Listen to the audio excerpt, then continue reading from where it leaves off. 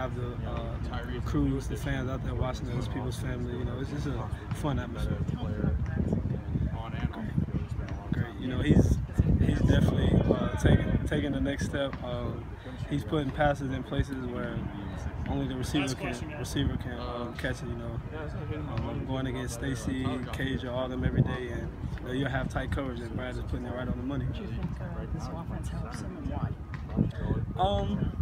Yeah, definitely. I mean, I don't really know like the scheme, the offensive running, but he's definitely taking the next step, and he's doing a great job. Good.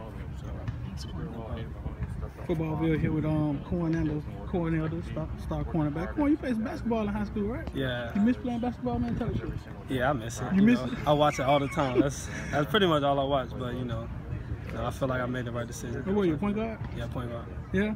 You don't go get in the gym, play with some of the players there, though? Sometimes, when we're not in spring football practice, I always go. So like after the spring is over, I go shoot and everything. Well, so tell me this: you get out there, you get on the line, and you get up against a wide receiver 6'5". How do you defend it? Is it where the ball's placed? But how does that work? I'm just confident in myself. I know that I'm athletic enough to cover anybody in the country, and the coaches put us in great situation. We learning new techniques to cover bigger receivers. Our D-line now, they're getting a lot of pressure. So, the ball's not going to be perfect. So it's always, I'm confident in myself. So it's really not that big of a deal. It's just playing football. Just playing football. It's something I've been doing all my life. All right. So I'm glad you bring up the D-line. How big the D-line? How big of an impression do they have on your job? A lot. They're getting pressure on the quarterback, and it's making it hard for the quarterback to make perfect throws. If you can be in perfect coverage and the quarterback can have a lot of time to make a perfect throw and then he beat. But once the D-line getting pressure on him, there's nothing really he can do. Yeah, you gonna miss Artie, man? Oh, definitely. That was my boy. That's my roommate last year. So, that was your roommate, so I just got lucky, huh? Yeah. All right, FOOTBALLVILLE here with Cornell. Good job. It's spring right now. We'll know more as we get towards fall camp. Right now it looks all right. I think the team in general is doing some good stuff, but of course there's always stuff that we got to work on too. Brad, we're told Tuesday that you're doing very, very well. It's like you, everybody else. How has it been going with the new coaches, with Mark, with John, and how do you feel like you've developed so far? It's been going good. I like some of the stuff that we're doing. It's really an offense where as a quarterback you really have to dedicate your time to it, spend extra hours. I think all the guys in the QB room have been doing that, and I think it's it's kind of it's been paying off in practice, but we just got to keep going, keep getting better. Where do you feel like individually maybe your game? They're not going to change it. Yeah, and I'm already starting to write my recap of spring, believe it or not, because there's so much to write, and I realize I have no idea what the second team offensive line is. From left to right, is there who's getting the most reps with the second team right now? Well, right now for the second line is Bar Milo, Hayden Mahoney, Tyler Gauthier, Hunter Knighton, and Jaheir Jones. Gauthier's the center, not Knighton? Yeah. Interesting. Yeah. Gauthier's been doing pretty good too. From the first scrimmage to this scrimmage coming up, what do you guys want to improve on most as an O-line? Limit penalties, limit mistakes. Came out of that scrimmage, we had way too many missed assignments, and even though we felt like we did really well, when we watched it on film, when it came down to it, it wasn't that case. So we always got to improve, whether it be technique, whether it be foolish penalties, or whether it be making sure that we know what we're doing on the field. And that's what Coach preaches to us every day in the O-line meeting room, is knowing what to do. Always effort, attitude, toughness, and knowing what to do. So if you do those 4 things, you can be pretty successful. What would you say the style of these coaches? How are they different? I'm not talking about coaching-wise, but how are they different maybe as people, or just how they maybe talk to you guys, yell at you guys, whatever it may be, compared to previous years? I'd say they're possibly more efficient. Whenever they need us, even if it's just for an individual meeting, we get a text right away. They know exactly what our class schedule is, so they're like, hey, we know you have class at this time, come in when you're out. And their doors are always open. I walk down a coach's hallway and every single door is open, whether they're in there or not. And they're always willing to meet with us extra. And another thing, the big difference is that, all right, guys, we have cornerbacks coach Mark Richt. they're here for a certain period of the day, and then they go home and hang out with their families, and you know, they get a lot of work done in that period of time. So they're really efficient in the way they work, and it shows in practice. Our practices are super efficient.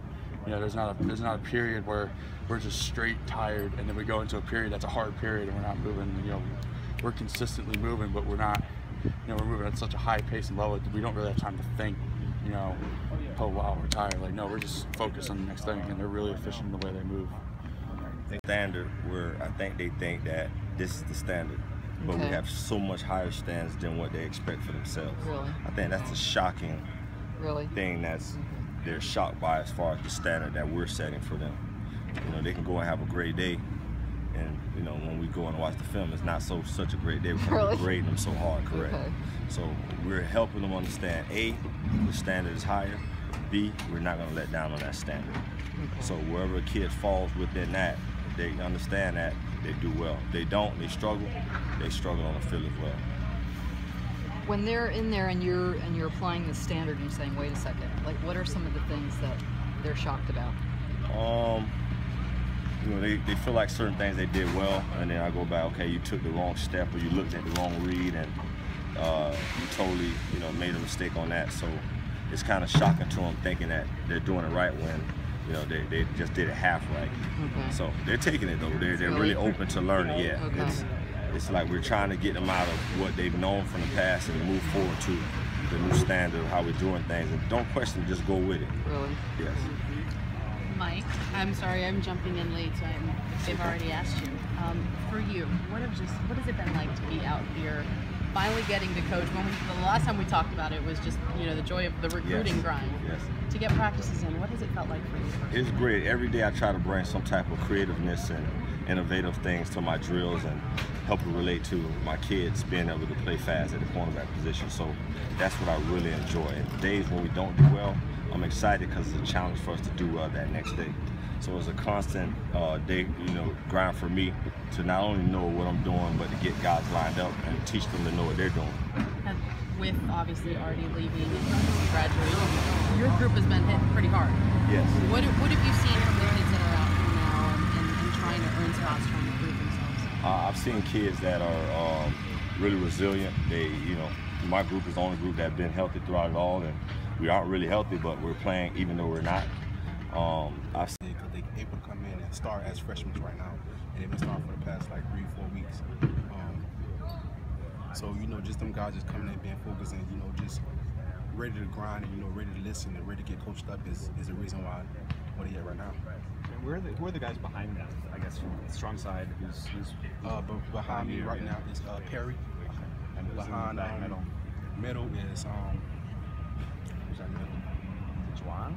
Yeah, Juwan. No, actually Juwan plays well now. Okay. Yeah, and behind him is Gordonier? Gordonier. Okay. Yes. When Darian comes back, I guess, you know, how does this whole thing change? I don't even know what Darian's gonna play. To be honest, I don't know if he's not playing center.